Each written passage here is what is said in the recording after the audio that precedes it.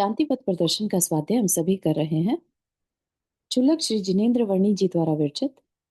मंगलम भगवान वीरो मंगलम गौतमो गणी मंगलम कुंद कुंदात्यो जैन धर्मोस्तु मंगलम। नमो अरिहंताणम, नमो सिद्धाणम, नमो आयर्याणम, नमो उवजायाणम, नमो लोए सवसाहुणम। पंच परमेष्ठी भगवान की जय। अगले 45 मिनट के लिए सभी प्रकार के पापों का त्याग करके सभी 9 बार नमोकार मंत्र पढ़ ले।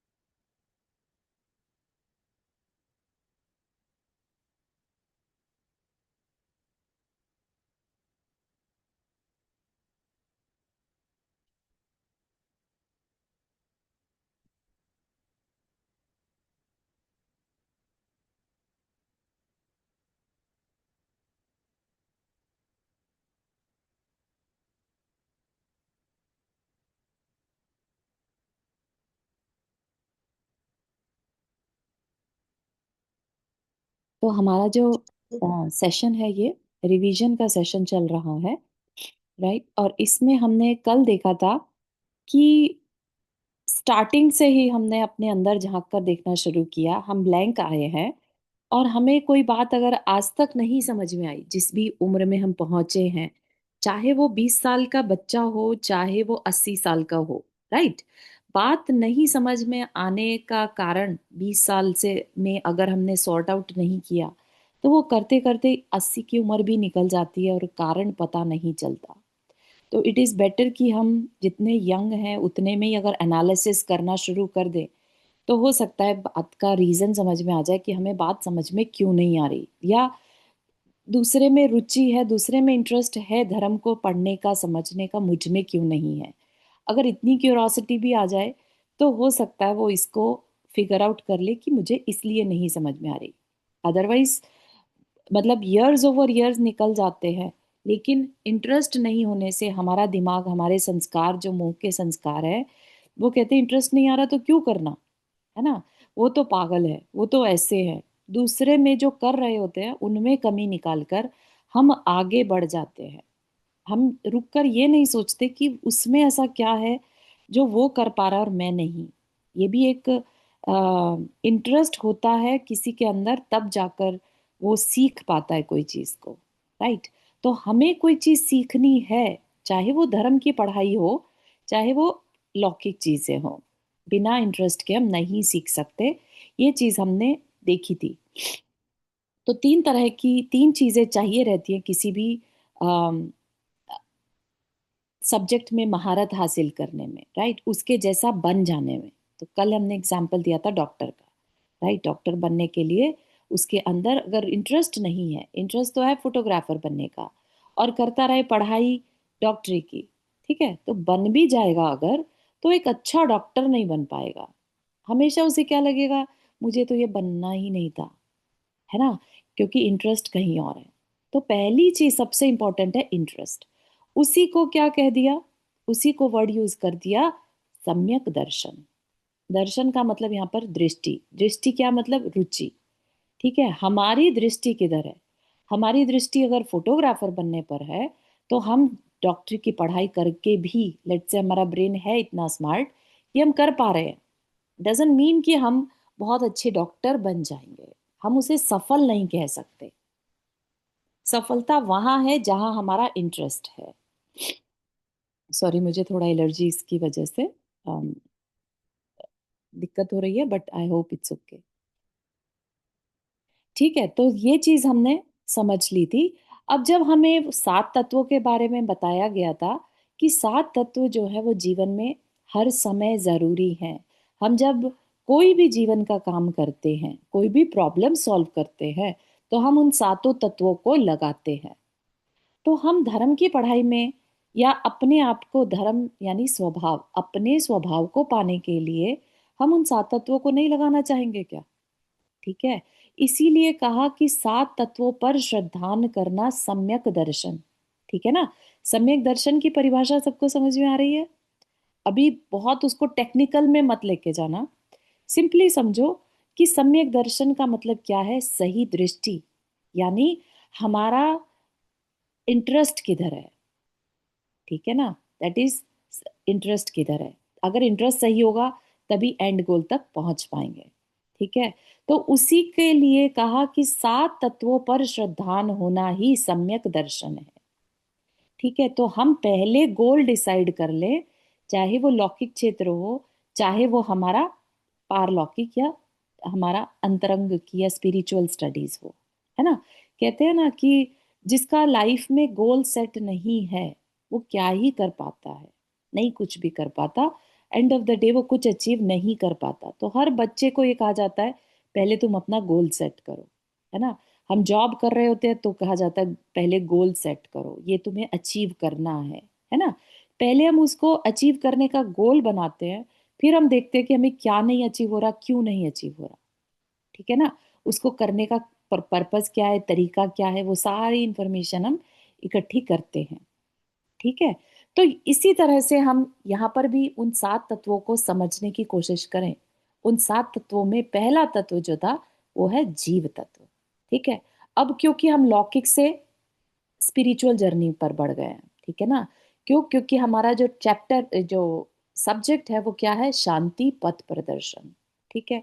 लौकिक क्षेत्र में हम कभी शांति को नहीं चाहते, ठीक है। जो शांति चाहते हैं वो सिर्फ टेम्परेरी होती है, जो कि कल बताई थी 4 प्रकार की शांति में पहली 3 शांतियां हमें सबको उससे, we are all aware of it, ठीक।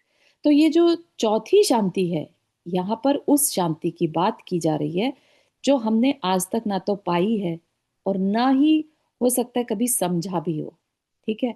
तो उसी को पाने का गोल है, ठीक है। तो गोल बन गया हमारा, हमारा इंटरेस्ट है कि नहीं है ये बात पहले से बता दी है। अपने अंदर एनालिसिस करना होगा कि वाकई में गोल है कि नहीं है, परम शांति पाना गोल है कि नहीं है।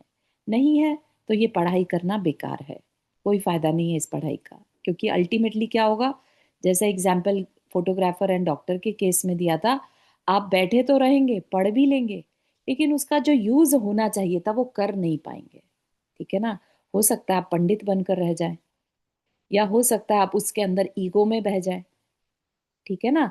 जबकि हमारा गोल क्या था, शांति, अंतरंग की शांति, चौथे प्रकार की शांति, ठीक है, दैट इज द गोल, ठीक है। अब उस गोल को पाने के लिए तो देखा जाएगा कि वो चाहिए किसको, क्या अजीव को चाहिए, जड़ को चाहिए कि चेतन को चाहिए, ठीक है। तो इसलिए सबसे इंपॉर्टेंट हमें जड़ और चेतन 2 पदार्थों को बहुत अच्छे से समझना होगा, ठीक। तो उस जीव, फिर बहुत सब लोग यहाँ पर तो खैर सब पढ़े लिखे लोग टाइप के हैं जिन्होंने जीव को वाकई में जीव समझा। अदरवाइज जीव किसे कहते हैं, अगर हम देखें तो जो चलता फिरता दिखाई दे जाए वो जीव की कैटेगरी में हम डाल देते हैं, लाइव, है ना, लिविंग बींग्स, राइट। लेकिन यहाँ पर और ज्यादा डीपर लेके जा रहे हैं। क्या लेके, क्यों लेके गए, कि जो लिविंग बीइंग है वो हम बाहर में तो देख लेते हैं, लेकिन यहाँ पर जीव का पर्पस, जीव का मतलब कुछ और है।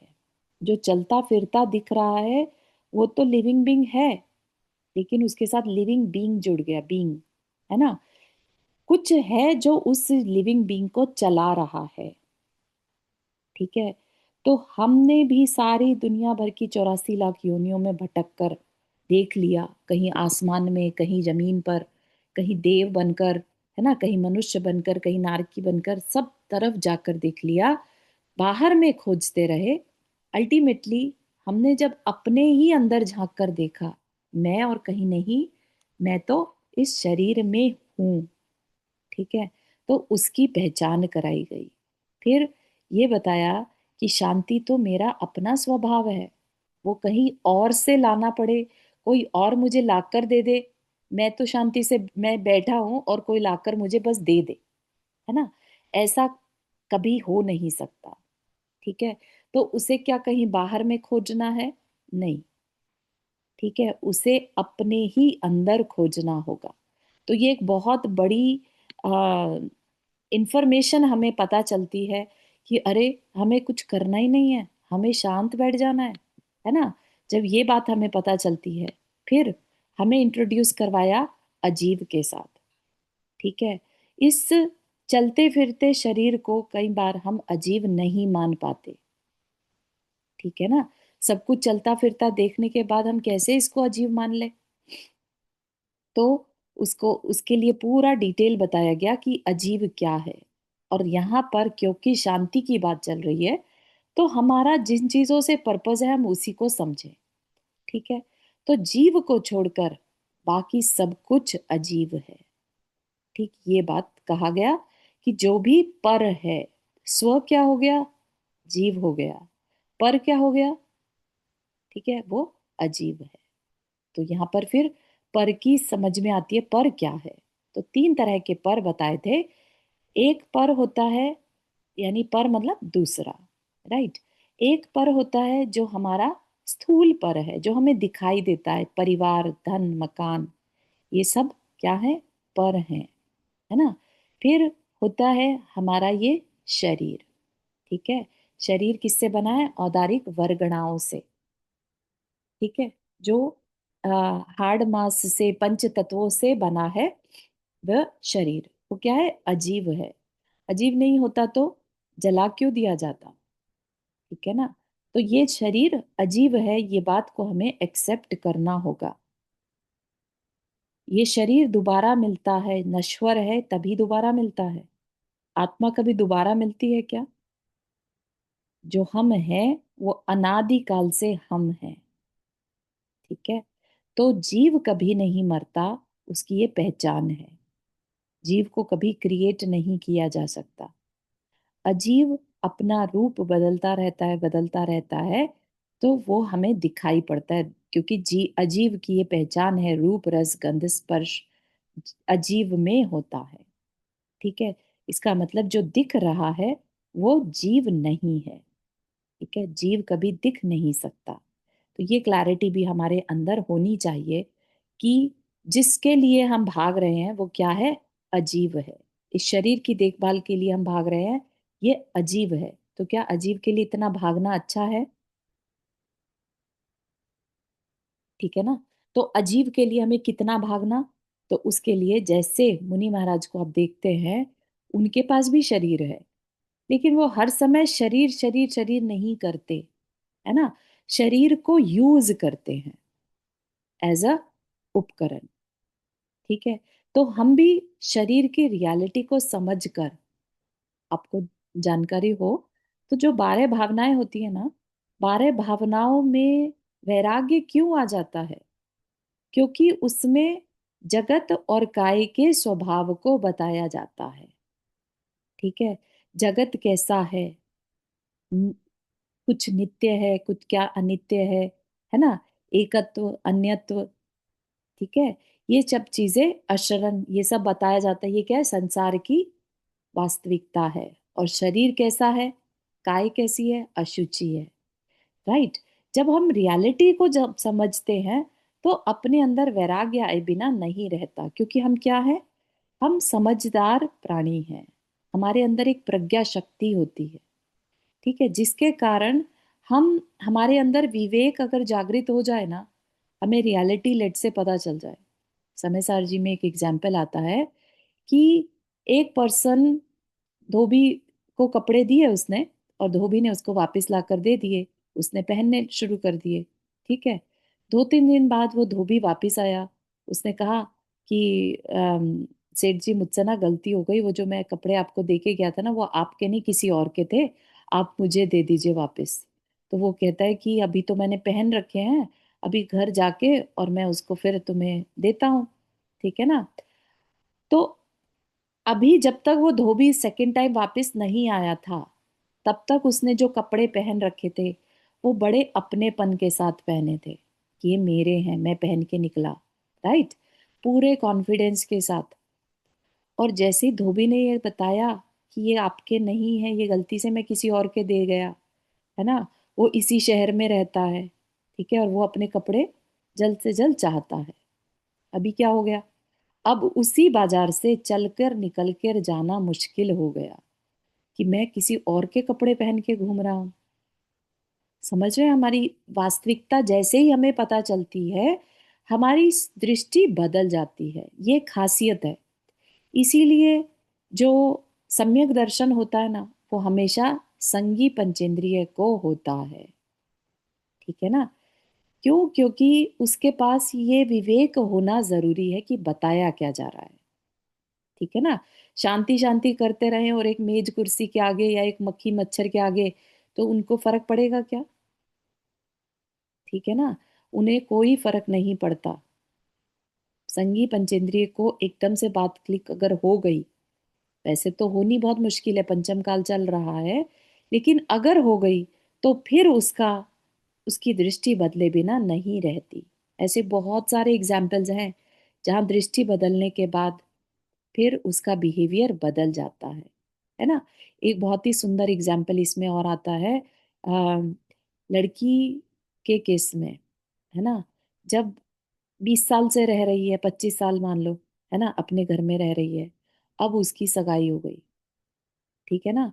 अब उसको दूसरा घर दिखाई दे रहा है, उसका आना जाना हुआ उस घर में। अब उसे पता है कि उसका घर कौन सा है। अब उसके जो बायोलॉजिकल पेरेंट्स है, अगर उससे कुछ सलाह मांगे, तो उसको क्या लगता है कि आप देखो। ठीक है ना? अब उसके अंदर क्या आ गया, मेरा घर तो वो है। समझ रहे हैं? रह अभी इसी घर में रही है, सब कुछ यही का है, लेकिन दृष्टि बदल गई। इसी को दृष्टि बदलना कहते हैं, जब वास्तविकता समझ में आ जाए कि हम कौन हैं। ठीक है? तो वही वास्तविकता अगर हमें वास्तव में समझ में आ जाए कि हम कौन हैं, हम जीव हैं। ठीक है? तो कई बार आप ये नोटिस करिएगा कि आपको गुस्सा करने का भी मन नहीं करेगा, दूसरे को ब्लेम करने का भी मन नहीं करेगा, इतना चेंज आ जाएगा। क्योंकि अगर अपन जब चैप्टर नंबर 10 पर जाएंगे ना, ठीक है, चले ही जाते हैं, तो ये जो बात बताई अभी, ये विवेक की बताई। ठीक है? विवेक किसमें है? संगी पंचेंद्रिय के अंदर एक विशेष शक्ति होती है जिसे प्रज्ञा शक्ति कहते हैं। क्या मेरा हित है और क्या अहित है, क्या हे है क्या उपादेय है, ये सिर्फ और सिर्फ संगी पंचेंद्रिय ही जान सकता है। ठीक है? तो उसको स्व और पर विवेक आता है कब? जब वास्तव में उसे पता चलता है कि मैं कौन हूं और पर क्या है। ठीक है? तो बात जब पर की चल रही थी, तो मैंने 3 पर की बात कही थी, जबकि 2 ही बताए, है ना? एक तो स्थूल पर, जो परिवार, धन, पैसा, है ना, घर बंगला, ये सब, गाड़ी।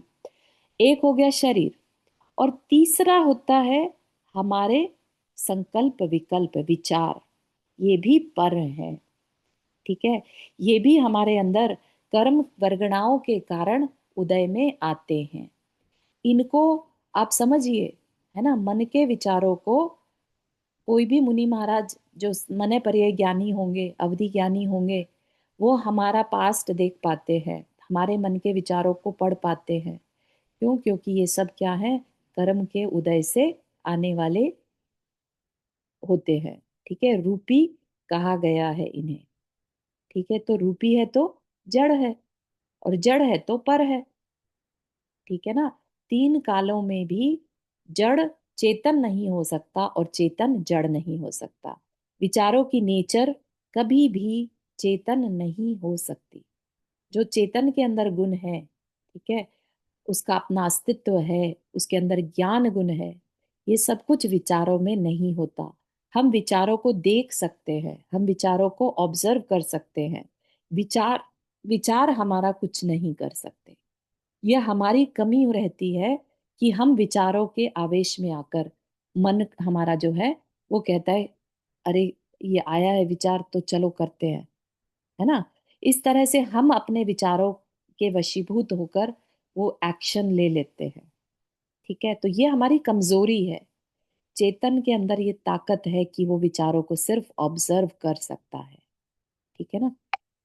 तो फिर हमें समझाया दिया गया था जन्म मृत्यु रहस्य। क्यों समझाया गया था कि जन्म मृत्यु किसका होता है? शरीर का होता है। ठीक है? हम कभी नहीं मरते। तो इसलिए डरने वाली कोई बात नहीं है कि अरे हमारी आयु खत्म हो गई तो क्या होगा। ऐसा सुनने में आता है कि सबसे बड़ा डर जो होता है मृत्यु का होता है। और कई लोग इस डर से रहते हैं कि इस परिवार के बिना हम कहाँ जाएंगे, क्या होगा, कैसे रह पाएंगे, इस बात का भी डर रहता है। राइट। तो मृत्यु के डर से एक सम्यक दृष्टि नहीं उसमें रचता पचता, उससे डर नहीं लगता सम्यक दृष्टि को। उसको लगता है अनादिकाल से इतने शरीर छोड़े हैं, नहीं मिले हैं, इतनी बार जन्म और मृत्यु को महसूस किया है, अभी किस बात का डरना। ठीक है ना। तो ये सब होने के बाद ये क्या है, विवेक है। अननेसेसरी किसी के मरण पर वो बहुत शोक नहीं मनाता। ठीक है, जितनी आयु लिखी थी हो गया, अब आगे उसका अपना शरीर उसने कहीं और धारण कर लिया होगा। ठीक है ना। जितना साथ लिखा था उतना हो गया। तो जो सम्यक दृष्टि है, आप उसको कभी रोते हुए नहीं देखेंगे, उसको विक्षिप्त नहीं मानिएगा ऐसे में, बल्कि ये उसकी समझदारी है। अननेसेसरी उस पर आंसू नहीं बहाना। ठीक है ना। वो क्या है, आंसू अगर बह रहे हैं बहुत ज्यादा, इसका मतलब मोह था। ठीक है, बहुत ज्यादा मोह था। और जाने वाले के लिए चिंता नहीं होती, अपने को अपने लिए ज्यादा चिंता होती है कि इनके बाद हमारा क्या होगा। है ना। हमारी आदतें जो बिगड़ चुकी होती हैं दूसरे के होने से, उसके बिना हम कैसे जी पाएंगे, हमें इस बात के लिए रोना आता है। ठीक है। तो ये बात भी हमें थोड़ा सोचना विचारना चाहिए कि अगर हम इतना बड़ा स्टेप ले रहे हैं अपने आप को जानने का, तो हम थोड़ा सा डिफरेंट बिहेव भी करना सीख जाएं। सारी दुनिया जैसा करती है वैसा हम करते हुए ना पाए जाए, कुछ डिफरेंस तो आना चाहिए। ठीक है ना। तो भेद विज्ञान जिसे कहा, भेद विज्ञान क्या है, मैं मैं कुछ हूं, मेरा अपना अस्तित्व है। ठीक है। भेद किससे करना, भेद करने में प्रॉब्लम कब आती है, जब इस शरीर को ही हम खुद अपना स्वयं मान लेते हैं, अपनी आयु पूरी होने को अपना मरण मान लेते हैं। ठीक है।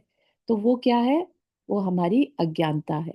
उससे यहाँ पर जगाया जा रहा है कि भेद करो। ठीक है ना। अगेन वहां पर हमारी प्रज्ञा शक्ति जो है वो वर्क करती है कि हमारे सिर्फ संगी पंचेंद्रिय में ही वो शक्ति है जो भेद करना जानती है। ठीक है ना। अभी की अभी अगर आपको कहा जाए कि ये पर्सन किसी का पति है, किसी का पुत्र है, किसी का पिता है, आप इमीडिएटली उसके अंदर ये सारे रिश्ते देख पाएंगे।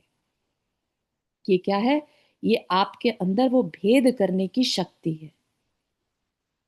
ठीक है ना। एक जानवर नहीं कर सकता ये काम, जो कहने को तो संगी पंचेंद्रिय है बट वो यूज नहीं करता अपनी इस शक्ति का, मनुष्य कर सकता है। ठीक है ना। तो वो भेद करके जान सकता है। ऐसा ही भेद जो आध्यात्म की पढ़ाई है उसमें कहाँ पर लगाना, अपने शरीर से अपने को अलग महसूस करना। इसीलिए अपनी साधना में एक वर्ड आता है, कायोत्सर्ग, काय का उत्सर्ग कर देना। मुनि महाराज 28 कायोत्सर्ग मिनिमम करते हैं एक दिन में। वो क्या है, एक तरह का रिमाइंडर है, हर समय रिमाइंड कराता रहता है कि ये शरीर छोड़ने लायक है, छोड़ दो इस शरीर को, थोड़ी देर के लिए सही छोड़ दो। ठीक है ना। तो ये भेद विज्ञान कराने के तरीके हैं। ठीक। और फोकस कहाँ लगा लो, तुम कौन हो उस पर फोकस कर लो। ठीक है ना। तो वो फोकस करने से क्या होगा, तो आज तक हम करते क्या रहे हैं, हम इस शरीर को देखते हैं, हम अपने परिवार को देखते हैं, हमने कितना इकट्ठा कर लिया उस पर हमारी नजर रहती है, अपनी सोच पर नजर रहती है, हमें क्या चाहिए, हमारी इच्छाएं क्या हैं, हमारे ड्रीम्स क्या हैं। हमारी नजर सिर्फ पर रहती है। ये सबको पर बता दिया ना। और पर हमारी दृष्टि रहती है। तो हर समय अगर दृष्टि पर पे रहेगी, तो पर जो कि कर्म के अधीन है। ठीक है। कर्म से मिला है, इस जीवन पर्यंत तक ही मिला है। ये परिवार, ये शरीर और ये विचार तब तक ही है जब तक ये आयु कर्म है। ठीक है ना।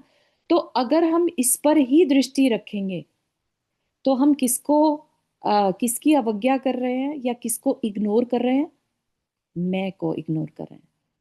वो मैं जबकि सबसे पावरफुल है इस दुनिया का, हम उसको इग्नोर करके, जैसे होता ना घर में दो बच्चे हों, एक बहुत स्मार्ट है लेकिन बोलता कम है ना, और एक जुगाड़ू टाइप का है, स्ट्रीट स्मार्ट है, बल दिमाग थोड़ा कम है ना। तो दुनिया की नजर किस पर ज्यादा रहती है? जो स्ट्रीट स्मार्ट है, जुगाड़ू है, ठीक है ना। तो दूसरा जो बच्चा कम बोलता है, भले ही स्मार्ट हो, वो इग्नोर हो जाता है। और जितना जितना वो इग्नोर होता है, उतना उतना उसके अंदर कुंठा आने लगती है। वो अपने आप को हीन समझने लगता है कि मैं उसकी तरह एक्सट्रोवर्ट क्यों नहीं हूँ। जितने भी इंट्रोवर्ट लोग होते हैं ना, आप देखिएगा उनकी लाइफ थोड़े डिप्रेसिंग टाइप के ज्यादा होते हैं, क्योंकि इंट्रोवर्ट को दुनिया बहुत अच्छा नहीं समझती। अगर उन्हें ये रियलाइज हो जाए कि उनकी ताकत क्या है, तो वो अलग बात है। ऐसा नहीं कह रहे कि सभी इंट्रोवर्ट परेशान होते हैं, लेकिन मोस्टली देखा जाता है कि इंट्रोवर्ट्स बहुत ज्यादा खुश नहीं रह पाते, क्योंकि दुनिया उन्हें रियलाइज कराती रहती है कि तुम में कुछ कमी है, ठीक है। तो ऐसे ही हम अपनी आत्मा को इतना इग्नोर कर देते हैं और अनादिकाल से इग्नोर करते आ रहे हैं कि वो कहीं ना कहीं दब गई है, ठीक है। तो हमें ये बताया जा रहा है कि हम उस अपने को पहचाने, ठीक है। और उस पर अगर शांति चाहिए, क्योंकि शांति उस मैं में ही है, उस मैं को पहचानो और उसके साथ टाइम बिताओ, तब वो शांति अपने आप महसूस देने लगेगी। बस इतना ही तो कह रहे हैं। और उसी को नेक्स्ट चैप्टर में कहा, ज्ञान धारा कर्म धारा, ठीक है। जितना जितना हम अपने पास रहेंगे, शांति अपने आप महसूस देने लगेगी। और जो हम समय अपने पास बिताएंगे, उसको क्या कहा? ज्ञान धारा। और जितना जितना समय हम बाहर में, पर में बिताएंगे, वो कर्म धारा। क्योंकि जितना जितना पर है, वो कर्म बेस्ड है, इसलिए कर्म धारा, है ना।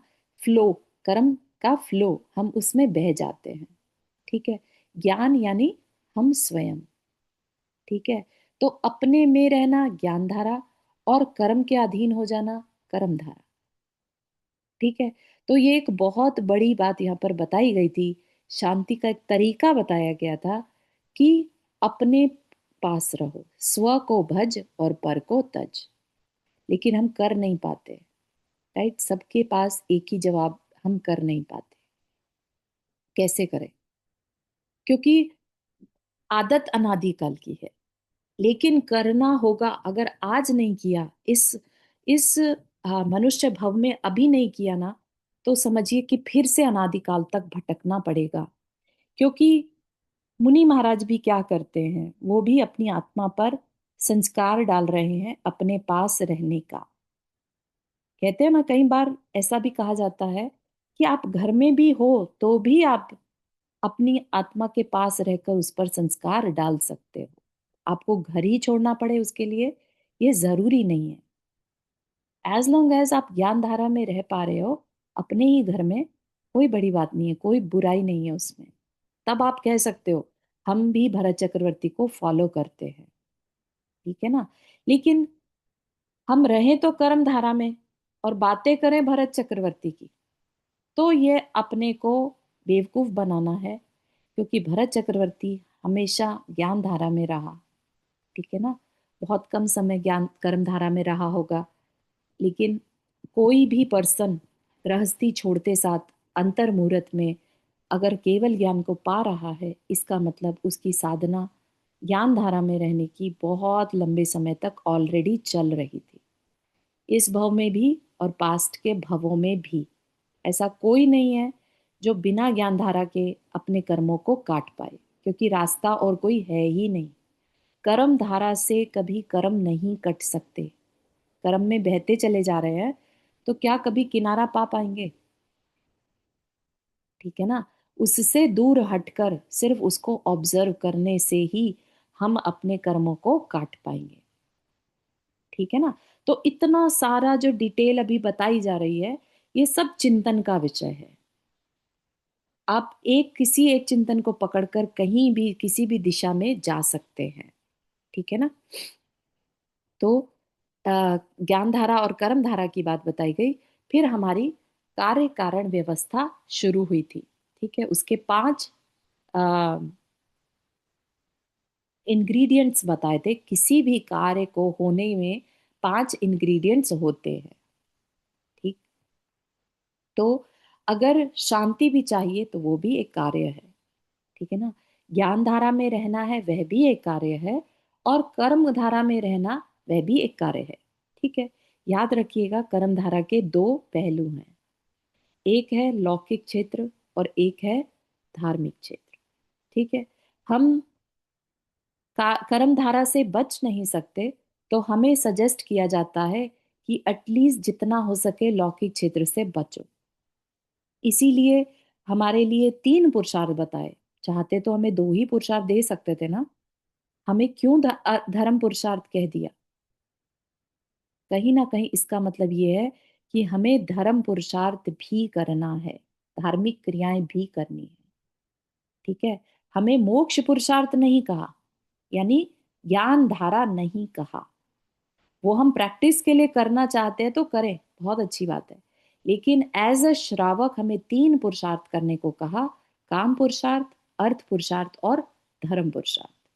तो धर्म पुरुषार्थ इज नथिंग बट, इन तीनों को अगर हम काम और धन अर्थ पुरुषार्थ जो है, वो कर्म धारा का एक पहलू है। और अर्थ पुरुषार्थ, सॉरी, धर्म पुरुषार्थ कर्म धारा का दूसरा पहलू है। ठीक है। दोनों में पुरुषार्थ है। ठीक है ना, तीनों में पुरुषार्थ है। लेकिन ये जो काम पुरुषार्थ और अर्थ पुरुषार्थ है, ये लौकिक पुरुषार्थ है। और जो धर्म पुरुषार्थ है, ये पारलौकिक या अपने लिए थोड़ा बहुत अपने को शांत करने का पुरुषार्थ है। ठीक है। क्योंकि अभी हम मोक्ष पुरुषार्थ के लिए रेडी नहीं है। मोक्ष पुरुषार्थ यानी ज्ञान धारा। हम बैठकर सिर्फ और सिर्फ अपने विचारों को ऑब्जर्व करें। हम उसके लिए कितना रेडी हैं, ये आप सब अपना अपने अंदर देख सकते हैं। ठीक है ना।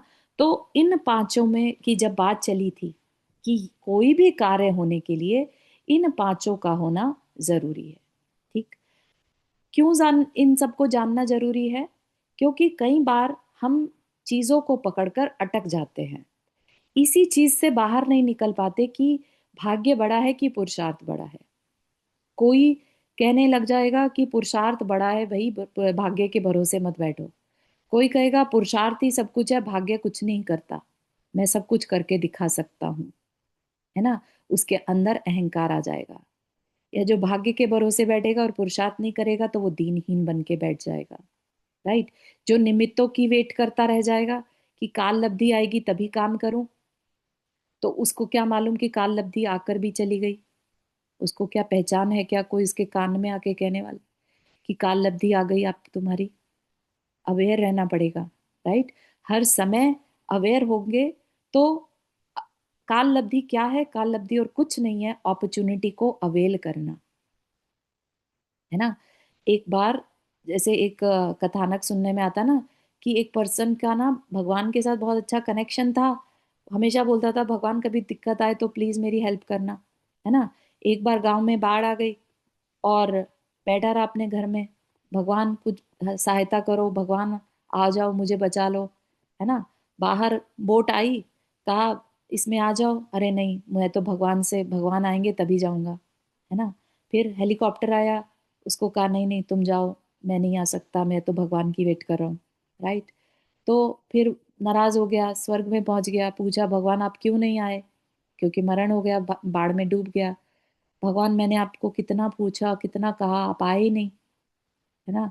तो भगवान कहते हैं मैंने 2 बार तो आया था, तूने मुझे पहचाना ही नहीं। ठीक है ना। तो इस कथानक को याद रखिएगा कि भगवान जैसा हम सोचते हैं वैसे ही है क्या? क्या हमने कभी पहले भगवान को देखा है क्या? जो हम सोचते हैं कि वो इस फॉर्म में आएगा, इस रूप में आएगा तो ही मैं भगवान मानूं। भगवान एक अवसर है। राइट। अपॉर्चुनिटी है।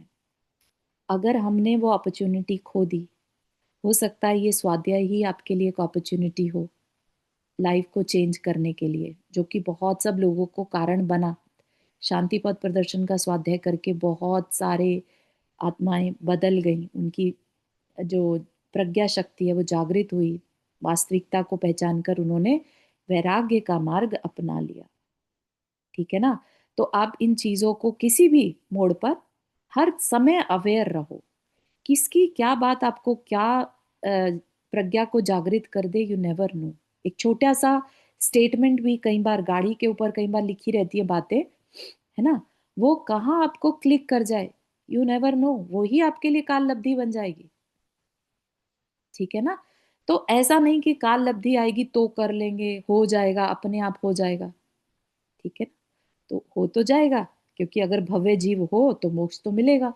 लेकिन अगर उसी में अनादि काल निकल गया, आपको मालूम है ना, पंच परावर्तन की जब बात बताई थी, पंच परावर्तन अपने आप में अनादिकाल है। ठीक है। और उसमें भी हमने अनेक पंच परावर्तन निकाल दिए। सम्यक दर्शन होने के बाद भी अर्ध पुद्गल परावर्तन शेष बचता है, जो कि अपने आप में ऑलमोस्ट अनंत काल जितना है, इतना लंबा समय है अर्ध पुद्गल परावर्तन भी। ठीक है। तो इसलिए आपको क्या लगता है, ये मुनि महाराज या आरिका माता जी, या ये जो वैराग्य के पथ पर चलते हैं, ये थोड़े पगलाए हुए हैं क्या? क्यों करते हैं इतनी तपस्या, इतनी मेहनत? क्यों नहीं ये काल लब्धि के भरोसे बैठ जाते? है ना। सम्यक दर्शन हो गया, बैठे रहो, अद्भुत गल परावर्तन में तो अपने आप मोक्ष हो ही जाना है। लेकिन नहीं, वो कहते जब हमें समझ में आ गया कि दुख सुख सहन करने वाली हमारी आत्मा है, हम हैं, तो हम इसको और तकलीफ क्यों दें? ठीक है ना। और जो हमारे शास्त्र में समाधि मरण की व्यवस्था बताई है, उसके अकॉर्डिंगली अगर उत्कृष्ट समाधि होती है तो 3 भाव, और अदरवाइज 7 या 8 भाव मैक्सिमम। सोचिए, कहाँ तो अनंत काल, और कहाँ रिड्यूस करके कितना कर लिया, 7 8 भाव। तो अपने ही दुख को घटा लिया ना, संसार के दुख को घटा लिया अपनी मेहनत से। ठीक है ना। काल लब्धि अब भी है और काल लब्धि तब भी होती। ठीक है ना। अभी पीछे रतनलाल शास्त्री जी की स- समाधि हुई, आप सबने शायद फॉलो भी किया होगा। तो जीवन भर पढ़ाने वाले, है ना, उन्होंने कभी ऐसा नहीं सोचा था कि वो कभी व्रत आदि लेंगे। ठीक है ना। लेकिन मरण कितना उत्कृष्ट समाधि के साथ किया। ठीक है ना। उनका ज्ञान उनके काम आ गया। क्या वो काल लब्धि के भरोसे नहीं बैठ सकते थे? उन्होंने क्यों समाधि ले ली? क्यों समाधि मरण किया? क्यों किसी मुनिराज के पास जाकर समाधि के लिए रिक्वेस्ट करी कि मेरा समाधि मरण करा दीजिए? समझ रहे हैं। तो ये चीजों से हमें थोड़ी सी अपनी बुद्धि को लगाना चाहिए कि अगर जो दूसरा दिमाग वाला पर्सन कुछ कर रहा है तो कुछ अच्छा होगा। ठीक है ना। हम उसको बेवकूफ ना समझते हुए, आप वर्णी जी की बात ले लीजिए, जिन्होंने ये शांति पथ प्रदर्शन लिखा। ठीक है। उन्होंने 17 वर्ष लगाकर सारे शास्त्रों का अध्ययन करके जैनेन सिद्धांत कोश लिखा। ठीक है। उसके बाद उनकी जो आयु का शेष रही, पहली बात तो जिसने इतने शास्त्र पढ़ लिए हो, वो उसके अंदर ज्ञान का बहुत ज्यादा बढ़ सकता है, अहंकार आ सकता है, बहुत बड़ा पंडित हूं मैं तो। लेकिन उनके अंदर इस तरह का कोई अहंकार नहीं था। उनकी विनय एग्जाम्पल में यूज की जाती है, मुनि महाराज तक उनकी विनय को एग्जाम्पल की तरह से यूज करते हैं। इतना ज्ञान होने के बाद भी वो आचार्य श्री के सामने चुपचाप बैठे रहे। आचार्य श्री को कोई बात समझ में नहीं आ रही थी, मीनिंग नहीं समझ में आ रहा था एक शब्द का। तो बाद में याद आया कि अरे वर्णी जी तो यहीं बैठे हैं जिन्होंने जैन सिद्धांत कोश लिखा है, वो क्यों नहीं बोल रहे हैं? मुनि महाराज बोलने लगे कि आप क्यों नहीं बोल रहे? कहते गुरु की आज्ञा हो तो बताओ। समझ रहे? इतनी विनय कि गुरु माना है तो मैं अब उनको बड़ा माना है तो बड़े की तरह ही ट्रीट करूंगा। मैं अपने को बड़ा नहीं दिखा सकता कि मुझ में ज्ञान ज्यादा है। तो ये बात हम उनसे समझें। राइट। और दूसरा उनसे जो मैसेज मिलता है वो ये कि अल्टीमेटली उन्होंने भी इतने शास्त्रों का अध्ययन करने के बाद समाधि मरण को चूज किया। ठीक है। तो वो जो एक समाधि मरण की प्रक्रिया है, उसको कहीं ना कहीं उन्होंने उत्कृष्ट समझा, तभी तो उसको चूज किया। नहीं तो चाहते तो ये निकाल कर ला सकते थे ना कि भाई फलानी उसमें लिखा था कि काल लब्धि जब जब आएगी तब अपने आप काम हो जाएगा। मैं क्यों करूं समाधि मरण। लेकिन नहीं, समाधि मरण अपने आप में एक बहुत बड़ा पुरुषार्थ है, जिसमें अपना जीवन दूसरे के हाथ में दे दिया जाता है कि अब आप संभालो। ठीक है ना, आप जैसा जैसा कहोगे मुझे स्वीकार है। ठीक है ना, निर्यापक आचार्य जी ने कहा जाता है, तो आप जैसा कहेंगे वैसा मुझे करना है। ठीक, तो ये एक बहुत बड़ा पुरुषार्थ है अपनी आत्मा के लिए। क्यों कर रहे थे। ठीक है, तो ऐसा हम अपने छोटे से दिमाग से ना चलें, और इन बड़े बड़े महापुरुषों के एग्जाम्पल्स को याद रखते हुए, जिनका कि उत्कृष्ट समाधि मरण हुआ है, तो क्यों हुआ, कैसे किया, हम भी उनके जैसे बने, ऐसी भावना भाते रहे हमारी तरफ से, वही आज की डेट का पुरुषार्थ है। ठीक है, फिर काल लब्धि से अपने आप निमित्त मिल जाएंगे, वो अलग बात है, लेकिन हम अपना पुरुषार्थ करते रहें। ठीक है, फिर नियतिवाद और भवितव्य की हमने बात समझी थी बहुत अच्छे तरह से, कि नियति तो होती है, लेकिन नियति को हम बदल भी सकते हैं, और ये नियति फिक्स्ड भी होती है। ठीक है, कुछ चीजें फिक्स्ड होती है और कुछ चीजों को हम बदल सकते हैं। तो हम अपनी तरफ से जब तक कोशिश कर सकते हैं तब तक कोशिश करते रहें, और जब वो पास्ट बन जाए तब हम उसको फिक्स्ड मान लें। उससे क्या है, हमारा मन शांत रह सकता है कि अरे ये ऐसे ही लिखा था। ठीक है ना, जब तक कोशिश कर सकते हैं हम पुरुषार्थ करते रहें कि नहीं, मेरे हाथ में है, मैं अपने मन शांत रखूं तो मेरा फ्यूचर मैं बदल सकता हूँ। ठीक है ना, फिर अपने शास्त्र की वो बातों को याद रखें कि कर्म की व्यवस्था में उत्कर्षण अपकर्षण संक्रमण बताया है, तो कुछ सोच के ही बताया होगा, है ना। और फिर साथ ही साथ निधत्ति निकाचित वर्ड भी यूज कर दिया। तो जब शास्त्र जी आगम चाहता है कि हम सब कुछ साथ लेकर चलें, तो हम अपनी छोटी सी बुद्धि से उसको डिवीजन क्यों दे देते हैं कि नहीं ऐसा ही है। वो क्या हो गया, एकांत हो गया। ठीक है ना, तो हम उस एकांत से बचें, और सबको साथ लेकर चलें। ठीक है ना, हर चीज का आंसर हमें मिल जाता है। वैसे तो सच पूछिए तो आपके जितने भी क्वेश्चन के आंसर है ना, वो आपके अंदर से अपने आप आ सकते हैं। आपको किसी से पूछने की भी आवश्यकता नहीं है, क्योंकि ज्ञान आत्मा के अंदर ही है। लेकिन हम कभी कभी लॉजिकली इतने बायस हो जाते हैं कि वो ज्ञान हमें सही डायरेक्शन दे पा रहा है कि नहीं, ये हम नहीं पहचान पाते। ठीक है ना, जिसे अंतर्ध्वनि कहते हैं, स्टार्टिंग में ही बता दिया था कि हम सही दिशा में जा रहे हैं कि नहीं, ये कैसे पता चले। तो उसके लिए एक पहचान बताई थी कि अगर हमारे जीवन में व्याकुलता बढ़ रही है, तो समझिए हम गलत जा रहे हैं। और अगर हमारे जीवन में आ, निराकुलता बढ़ रही है, ठीक है, तो समझिए कि हम शांति की ओर जा रहे हैं। तो ये अपने ही अंदर हमें पहचानना होगा कि आकुलता बढ़ रही है या निराकुलता बढ़ रही है। तो वो पहचान है अपने आप, अपने सबके अंदर एक गुरु होता है। ठीक है, इंटरनल गाइडेंस जिसे कहते हैं। गुरु हर समय साथ नहीं जा सकता, जो फिजिकल गुरु है वो हर समय साथ नहीं जा सकता, है ना। हो सकता है गुरु की आयु पूरी हो जाए पहले ही, राइट। तो उसकी बातें जो है उससे अपनी इंटरनल गाइडेंस को जागृत रखो और उसको सुनते चलो। ठीक है ना, तो इस तरह से ये यहाँ तक के हमने 12 चैप्टर को किया था। अब आगे जो है, वो जो 7 तत्वों में से हमने जीव और अजीव को तो पढ़ लिया था, राइट। अब बाकी के जो 5 तत्व हैं, उनको जब हम पढ़ेंगे, ठीक है, तो वो अब आगे से हम आश्रव तत्व की चर्चा शुरू करेंगे। ठीक है, तो यहाँ तक के किसी को कुछ पूछना है, कुछ रह गया हो समझने से जानने से, तो प्लीज फील फ्री। सबको रिवाइज हो गया कि हमने आज तक पढ़ा क्या 12 चैप्टर्स में। आकुलता बढ़ रही हो तो क्या समझना। यानी कि हम गलत कर रहे हैं, कुछ गलती कर रहे हैं, हमें अभी अपने पर वर्क करना है। जी थैंक यू। बहुत अच्छे से समझ में आ गया चारों। बहुत बढ़िया, very nice, thank you Rekha ji.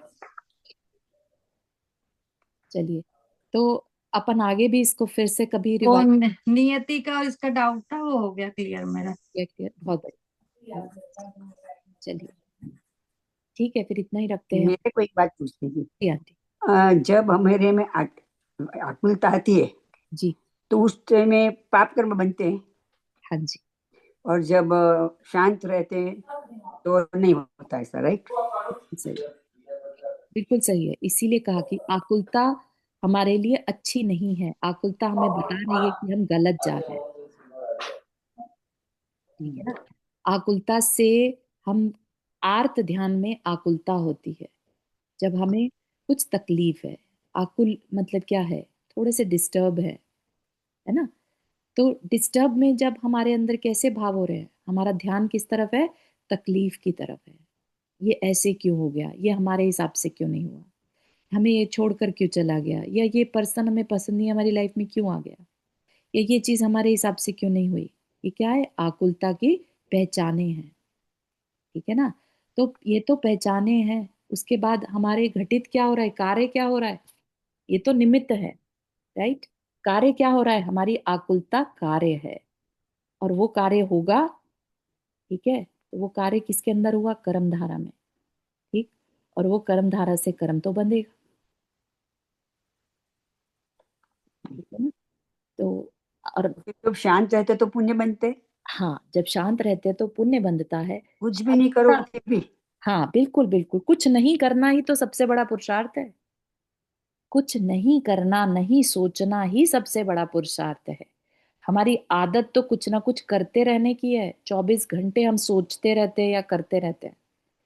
तो ये तो बहुत बड़ी साधना है, अगर हम शांत खाली बैठ पाए तो।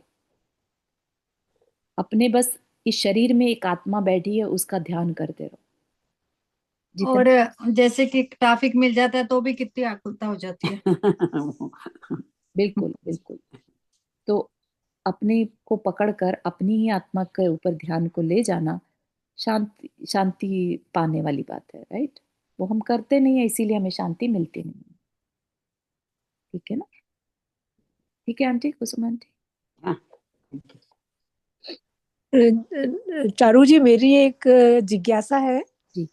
कि जैसे मैं करीब 4-5 साल से ना मेरी बहुत ही ज्यादा वो हो रही है कि मैं किसी तरह भारत जाके वहां प्रतिमा लेके आगे बढ़ूं। जी। तो ये आकुलता में आएगा या निराकुलता में आएगा? क्योंकि मैं यहाँ धर्म ध्यान तो जितना कर सकती हूँ करती हूँ हम्म। पूरे समय, और जितना मतलब हाँ, अपना समय दे सकती हूँ, लेकिन पूरे टाइम बस मेरे दिमाग में यही घूमता रहता है कि मैं कैसे आगे जाऊं, हाँ, कैसे ये डिसीजन लूं। देखो, और समझ ये आता ये वो सही मेरे में ही है, सही है। मेरे हाँ, में तो दोनों के लिए आंसर है। ही। ये भाव करना अच्छा है, ठीक है, जी। लेकिन आपने वर्ड यूज किया आकुलता रहती है। हाँ। आकुलता तो चाहे अगर मंदिर जाने की भी है ना, हाँ। तो वो भी अच्छी नहीं है। ठीक है। आकुलता होना अच्छा नहीं है हमारे लिए, लेकिन क्योंकि हमारा भाव अच्छे हैं, अच्छी चीजों के लिए हम आकुल हो रहे हैं, तो हम्म। उसमें पुण्य भी बंधता है और थोड़ा सा पाप भी बंधता है। ठीक है। तो हम हम्म। बैलेंस आउट होते रहते हैं, तो चल रहा है हम्म। काम। हम्म। ठीक है ना। कई बार हो जी। सकता है हमारी ओवर पावर कर जाए पुण्य, तो हम जी। उसमें पॉजिटिव भी फायदा उठा सकते हैं। पॉजिटिव ज्यादा हो गया, नेगेटिव कम है। हम्म। ठीक है ना। तो जी। अपना इतनी आकुलता इज ओके। उसकी अच्छा। सलाह नहीं दी जा रही है। जहां तक हो हाँ। सके आकुलता को नहीं रखना। आपने मन बना रखा है, हाँ, जब जैसे ही मौका मिलेगा करेंगे। जी। ठीक है ना। तो ये चीज हम्म। हमें याद रखनी चाहिए। जैसे कभी कभी ऐसा होता है ना, गुरु का साथ छूट जाए, जी। अब शिष्य सारा दिन उनके लिए आंसू बहाता रहे बहाता रहे। ठीक है ना। हाँ। तो इसको आप क्या कहेंगे? वो दुनियादारी के लिए तो नहीं आंसू बहा रहा है, लेकिन गुरु के जाने पर आंसू बहा रहा है। हाँ। तो हम्म। इसमें भी अगेन विवेक रखना होगा। गुरु का जाना तो हम्म। लिखता ही था ना, हम्म। थोड़े टाइम के जी। लिए ठीक है, दुख माना, राइट, लेकिन फिर अपने नॉर्मल लाइफ में आ जाओ। जी। है ना। अब उनको पकड़कर ही अगर रोते रहेंगे, तो फिर अपने परिणामों को कैसे संभाल पाएंगे? जी। हाँ। तो एक साधक के लिए भी रोने वाले परिणाम बहुत अच्छे नहीं बताए, तो एक गृहस्थ के लिए भी अच्छे तो कैसे हो सकते हैं, क्योंकि कर्म व्यवस्था अलग अलग नहीं होती। जी। वो तो एक इंसान को इंसान मानती है, उसके लिए गृहस्थ क्या और मुनि क्या, जी। है ना। वो डिफरेंसेस तो हमने बनाए हैं। वो जिसने सब कुछ छोड़ दिया, तो अभी एटलीस्ट उसको उस चीज से रिलेटेड आकुलता के परिणाम नहीं होते। गृहस्थ जी। वो जिसके पास सब कुछ है, इसलिए वो ज्यादा आकुल व्याकुल है। जी। लेकिन कर्म बंधने में कोई और कारण नहीं है, हमारे भाव है। तो जितना आकुल व्याकुल हम होंगे, कर्म बंधते रहेंगे। तो ठीक है ना। जैसे मतलब आपका कहना है कि अगर मान लीजिए कोई अपने को धार्मिक कार्य भी करने का मन है, तो जी। उसके लिए भी ऐसे बहुत ज्यादा परेशान नहीं होना चाहिए। हाँ बिल्कुल। मुनि महाराज, क्षमा सागर महाराज जी कहते हैं, मंदिर के लिए भी आकुलता मत करो। ठीक है ना। अपने काम निपटा कर जा पा रहे हो तो करो, और नहीं तो जो व्यवस्था बनती है उसमें सामंजस्य कर लो। ओह, अच्छा। आकुलता से बचना है। ठीक है ना। हम घर वालों को प्यार से बोलकर जाएं और फिर आकर उनसे झगड़े, क्योंकि हिम्मत तो थी नहीं, फिर भी किसी तरह गए। अब आकर फिर चिड़चिड़ कर रहे हैं, है ना। वो क्या है, अपने भी जीवन में आकुलता और दूसरे के जीवन में भी आकुलता। तो जी। धर्म की प्रभावना का भाव होना चाहिए, धर्म की अप्रभावना ना हो जाए। सामने वाला तो यही देखेगा ना कि मंदिर जाकर भी इसके अंदर कोई बदलाव नहीं आया। हम्म। राइट। तो इस चीज से हमें बहुत केयरफुल रहना चाहिए। नहीं, जैसे मान लीजिए मेरा नियम है, जैसे शनिवार इतवार हमारे यहाँ 2 दिन तो होती है छुट्टी, तो मैं है ही जाना ही है मंदिर। जी। और मान लीजिए कभी किसी वजह से जैसे हस्बैंड के साथ जाते हैं, उन्होंने किसी के साथ कहीं बोल दिया कि मुझे आज वहां जाना है, राइट। तो उस केस में मेरे को भाव खराब होने लगते हैं कि आपने क्यों बोला, हमारा मंदिर तो जाना ही है हमें। तो नहीं ये भी गलत है। नहीं, हाँ गलत है, क्योंकि अगर पहले से उन्होंने आपको बता दिया कि ये इस बार इस हफ्ते यहाँ जाना है, हाँ। तो आप हाँ। उस दिन सैटरडे को ना जाकर किसी वीकडे में जाने का मन बना लें। समझ। ओके। तो जी। आप अपना जाना भी कम ना करें, और सामने वाले को भी तकलीफ वाली बात ना लगे। अगर हम्म। वो बिल्कुल ही सपोर्ट कर रहे हैं, हर हम्म। बार 10 बार में से 8 बार सपोर्ट कर रहे हैं और 2 बार चाहते हैं कि उनके हिसाब से हाँ है, हाँ। हाँ, दुनियादारी, ऐसे ही होता है। हाँ। तो इट्स ओके। हाँ। 2 बार वीकडे में चले जाए। ओके। अच्छा, जैसे वीकडे में मान लीजिए अगर अर्ली मॉर्निंग जाना पड़े अंधेरे में, हाँ। तो जीव हिंसा का दोष नहीं लगता, जैसे अंधेरे में अगर आप जाते हो? जीव हिंसा देखो, अब वो थोड़ा सा अपना विवेक है, किस तरह की हाँ। जीव हिंसा के बारे में आप बात कर रहे हो। जैसे कार से, वैसे तो कार से जाना भी मतलब है ही, वो तो टाइम दूर है में मंदिर तो। है ना। हाँ। हाँ। टाइम में लेकिन अंधेरे में जैसे ये। 4 बजे निकलना पड़े अगर, हाँ। जब सनराइज नहीं है उसके पहले निकल रहे हैं अंधेरे में, डार्क में, तो हाँ। जैसे मैंने तो, बाकी तो मैं कहीं नहीं जाती, रात में नहीं जाती, अब मैं कहीं सनसेट के ऐसे बाद में सूर्योदय के बाद ही वैसे तो अलाउ जा किया, निकलना चाहिए। हाँ। तो उसको थोड़ा सा हाँ। अगर आप फॉलो कर पाए तो बेटर हाँ। है ना। ओके। नहीं, तो अब मेरा प्रश्न ये है कि अगर मान लीजिए वो नहीं है पॉसिबल, मान लीजिए जॉब की हाँ वजह से तो अभी। फिर चलेगा, क्योंकि हम रात में भी तो जाते हैं ना मंदिर कितनी बार। हाँ। ठीक है ना, हम तो जाते हैं, हम्म। तो इसलिए हाँ। हमें जाती है ना, ओके। विषय में तो जाते हैं। हाँ जाते हैं, हम्म। तो इट्स ओके, है ना। ओके। चलिए। ओके जी। ठीक है। Thank you so much. No problem. चलिए, जिनवानी स्तुति। जावानी के ज्ञान से सुझे लो कालो, तो वाणी मस्तक होता दे दो। हे जिनवानी भारती तो जपो दे बैन, तो तेरा शरणा गए सुहावे सुचैन भवन करना।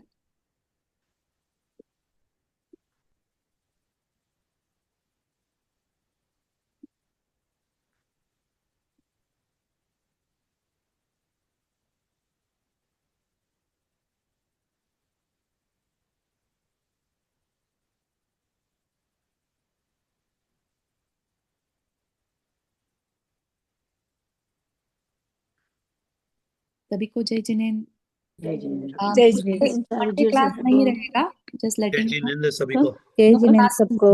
कब नहीं रहेगा? मंडे को। मंडे को, ओके। अच्छा, एंड सॉरी, मैंने आपको लिख दिया था, मेरे को पढ़ना था इसलिए। अच्छा।